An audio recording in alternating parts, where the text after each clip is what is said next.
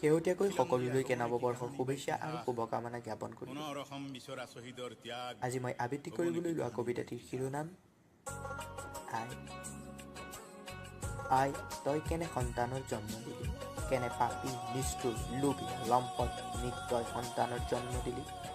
তই কান্দিছ শোকত, তোৰ চকুলো মচুতা নাই। তই মৰিছ দুখত, তোৰ দুখ বুজোতা নাই। তই এনে নিষ্ঠুৰ সন্তানৰ জন্ম দিলি। তোক শত্ৰুৱে মাৰিছে, কাটিছে। আয়ো, তোৰ কি যে গতি কৰিছে। কিন্তু তোৰ মৰমৰ, তোৰ চেনেহৰ সন্তানকেইটাৰ তোক শত্ৰুৰ পদাঘাতৰ পৰা ৰক্ষা কৰাৰ মানসিকতা কোনো নাই। আই, তই এনে পাপী সন্তানৰ জন্ম দিলি। তোৰ দুখৰ দুভাগ ৰাতি, তোৰ দুখ নুবুজি তোক ছিন্ন ভিন্ন কৰি ভাগ বিতৰণ কৰাত ব্যস্ত। তোক শত্ৰুৰ শৰণাপন্ন কৰি অৰ্থ অৰ্জন আৰু নিজ গাদী ৰক্ষা কৰাতহে ব্যস্ত।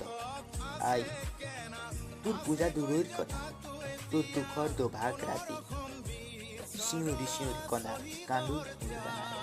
আয়ো, সকলো যে নিৰ্ধাৰিত, সকলো ৰঙীন স্বপ্নত ব্যস্ত। কিয় তই এনে সন্তানৰ জন্ম দিলি।